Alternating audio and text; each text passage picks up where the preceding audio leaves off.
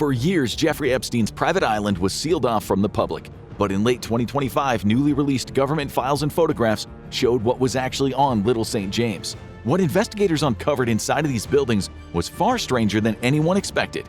Located in the heart of the United States Virgin Islands, Little St. James, like many of its neighbors, was privately owned. These tiny outcroppings in U.S. territory act as tax havens for the rich and powerful, but one billionaire had darker intentions. Jeffrey Epstein didn't just use it as a place of business, it was the place where he carried out his darkest deeds, a massive sex crime enterprise that trafficked women for decades. The secrets of the island were kept under lock and key until his mysterious 2019 death, and even then it was plagued by red tape until it was sold for $60 million in 2023. Since then, only a few pictures have been released, but each one is more bizarre than the last. The main house was described as a mansion, but it was really more like a compound. There was a massive colonnaded villa-style house that was used for elite guests. Alongside it was a stone cabana with a turquoise ceiling, which Epstein typically used as his private residence.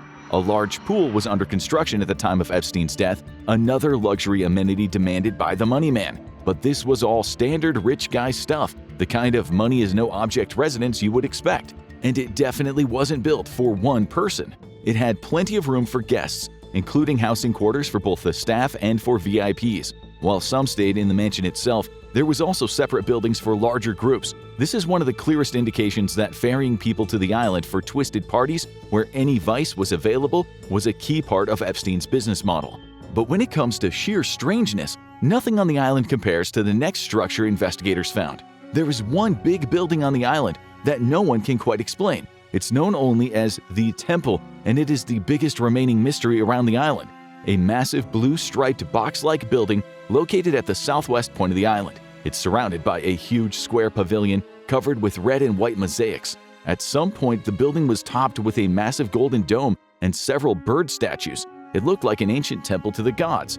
But not even divine intervention could stop Mother Nature. It was seriously damaged during Hurricane Maria 2 years before Epstein's death, and the dome was lost. And only a few people have ever been allowed inside. The building was reportedly originally designed as a music pavilion, and it may have been patterned after the famous Dome of the Rock in Mecca. Patrick Barron, a piano tuner, paid a brief visit to the building to set up a piano for Epstein in 2012 and described the unsettling vibe with the gargoyle-like statues, and would later confirm what he saw in pictures as the investigation built. But it's rarely been seen since, as the island was kept under lock and key following Epstein's death. But one of the strangest things about the building wasn't a thing, but a person.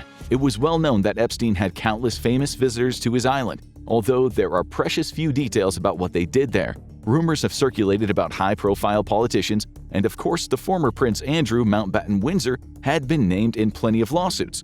But one face Barron reportedly saw there was the Pope. Not in person, but Barron spotted a massive picture of Epstein and the Pope hung over the piano. Some have speculated that the photo may depict a real meeting, although this has never been confirmed. However, he couldn't confirm which pope had the sinister contact. But despite all of this, it is still a mystery. Investigators noted that the most disturbing part about the building is that it seems to have a door with a locking bar on the outside. This would prevent people from getting out rather than getting in, leading to some of the darkest theories yet about the island. Could this strange building have been the key to the whole operation?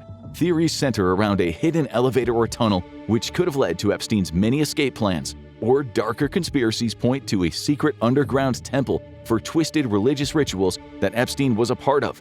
It's just one of the many mysteries the government hasn't yet come close to cracking. And it's not the only unexplained building on the island. Close to the water, you'll find a second, smaller building. It has the same bizarre patterns on the ground and blue and white color scheme, although it lacks many of the ostentatious features of the main building. Could they be linked? And if they were part of an often theorized escape plan, they could be connected underground. But the little information we have about them hasn't proven anything, which just makes the conspiracy theorists determined to make sense of them. Information was sparse, but never underestimate the power of an influencer. In 2023, an American urban explorer managed to make land on Little St. James while it was still in limbo. They found most of the buildings that Barron described were still standing. However, the ostentatious temple had been painted white, making it blend into the surroundings. Did Epstein's tastes change, or did he or someone else want to cover up the bizarre series of events going on here? With only a few people able to access the island, answers weren't going to be forthcoming anytime soon. But some seriously disturbing secrets came to light. The released files showed the full extent of the compound. This included the guest cabanas, housing for the island's caretaker, and private helipad and dock. And Epstein left his darkest secrets behind when he was arrested, because the strangeness of the temple is nothing compared to the mansion. What the newly released photos revealed inside of the mansion shocked even the seasoned investigators. From the moment you enter Epstein's mansion, you start to feel like you're in a horror movie, and you kind of are. Epstein cultivated an environment of loyalty and secrecy with everyone who stepped foot on the island, be they famous faces or low-level workers that he trusted, and that led to Little St. James feeling more like a cult. That's something that becomes very obvious when you walk by a chalkboard in the main house. What people immediately noticed was a series of chalk writing featuring the words like power and deception, and other hard-to-decipher messages referring to music and the time of day. But it's what isn't there that is just as haunting. The photo of the blackboard was released to the public, but not all of it. There are 5 items on the board that have been redacted, covered with a black bar. No one knows what they contain except the government, but the working theory is that they might have contained the names of top associates, and those names might still be key to any investigation. And the people who saw this board were truly in the inner circle. The chalkboard was found in the middle of the dead billionaire's library, which contained 4 upholstered armchairs all facing each other like something out of a secret cabal meeting. The room contained several full bookshelves and a large desk. It could be a place where Epstein could impress on his associates just how important it was that they kept everything they saw to themselves, because on this island their darkest desires were possible. And it was only getting more sinister from here. Only a small selection of the images were released to the public, but one of them included a room that seemed to be used for intimate care. There appeared to be a dental chair and a series of folded-up massage tables, indicating this might have been where guests received both professional and private care. But it is what was on the wall that disturbed people. What stood out the most was the masks on the wall, a series of human faces, mostly older men. The most visible one is a depiction of an older man with a long nose, bushy mustache, and a balding forehead. The mask doesn't seem to resemble anyone linked to Epstein. Instead, they look more like a grotesque Halloween mask. But why would the convicted sex trafficker need so many of these? The current theory is that these might have been the disguises used by certain high-profile visitors to conceal their identity when committing sordid acts. There is no direct evidence explaining exactly how the masks were used, but their presence remains one of the most unsettling unanswered questions on the island. And the island was visited by some of the most high-profile VIPs around. Only a few victims have testified, but those who have said they saw some well-known names present, including businessmen, celebrities, royals, and presidents. Although very few of these contacts have been confirmed, one victim stated that she was given to a minister who proceeded to assault her. At a certain point, anonymity would provide an extra level of security, and the masks were introduced. Epstein wanted to make sure his high-profile clients were taken care of, and the house was designed for anything, most of it depraved. Investigators discovered a large steam room, a place where the guests could come for a sauna, and it was heavily stocked with pillows, towels, and lotions, indicating that this was a very active part of the house. It's believed this was one of the most heavily used rooms for sex in the compound, and Virginia Giuffre mentioned being assaulted there. The bathroom was equipped with baby powder, perfume, and moisturizer, making sure that visitors were taken care of. Giuffre revealed the island was designed as a paradise for its twisted guests and a dark prison for the many women trafficked there. But this wasn't the only room where abuse took place.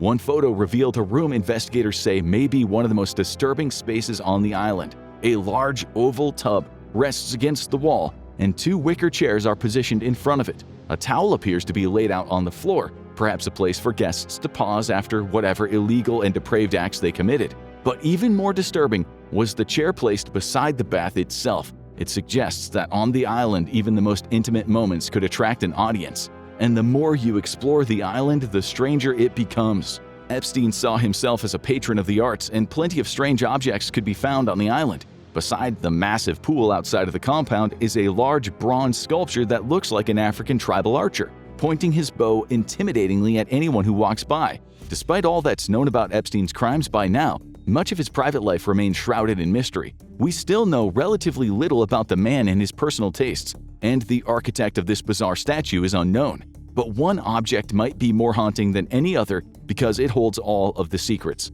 Today, it's pretty rare to see a landline anywhere. Most people have cell phones, and someone involved in criminal activity would likely have numerous burner phones to avoid detection. But one object inside of the mansion raised more questions than almost anything else that investigators photographed. an old-fashioned Panasonic phone, and most importantly a series of shortcut buttons designed to make it easy for Epstein to contact his most important associates. And the new information it provides just deepens the puzzle. The shortcuts are labeled with his New York office, but also names. Men named Darren, Rich, Mike, Patrick, and Larry are all listed as contacts, but no further information is provided. 4 other names have been redacted in the images provided by the Justice Department, possibly because they've been identified and are under further investigation. However, the 5 names we know haven't been used to pinpoint any associates of Epstein. We're not even sure if these are real names or aliases, and any phone lines associated with them have likely long been discontinued. And one room held darker stories than any other. Some of the clearest details about Epstein and Little St. James come from Giuffre's book. She had mentioned a large interior bedroom with a single white bed and plenty of mood lighting, as well as other light furnishings like a work desk and fans. This was the bedroom where Giuffre said she was assaulted by men, and the bedroom showed up in the photos exactly as she described it. The room is the most infamous scene of Epstein's crime, and one item in the room hints at the sickening activities that went on in there. If you zoom in on the bedside table in the room, you'll see 2 objects, a black blindfold and a flashlight. Were these items part of the twisted games the powerful men who visited here liked to play? The actual dark details of the island and the sick activities within, as well as who was participating in them, are still shrouded in mystery. But with every new photo that's released, another piece of the puzzle falls into place and increases the demand for answers and justice. And Giuffre hinted that the island had an even more disturbing purpose. The island looks like a place of luxury, but for those who were brought there, it was anything but. Giuffre revealed that the trafficked women and girls brought there had their passports confiscated, and they were kept against their will. That means that many of the luxury buildings here might actually have been used as prisons, which would potentially be another purpose for the barred from the outside temple. Was it meant to keep people out or to keep Epstein's victims from getting free? Investigators believe that some of the most disturbing discoveries haven't been made public yet. The island hasn't given up all its secrets yet. More disturbing pictures are coming, and they may yet dig up the dark secrets and bold-faced names that made their way to the island. Now go check out what really happened to Jeffrey Epstein to discover the mysterious circumstances surrounding his death, or click on this video instead.